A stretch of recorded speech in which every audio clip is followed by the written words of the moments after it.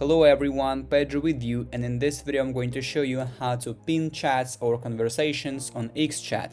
So actually it is very quick and easy. I'll show you how to do that, but you need to watch this video till the end so you won't miss any important steps. So first of all, of course, you need to open the XChat, and here in the list of chats, for example, you want to pin the second chat, so it will be always on the top, on top of all the chats here. So to do this, we need to simply swipe the chat that we want to pin to the right, slightly like that, and you will have two options here.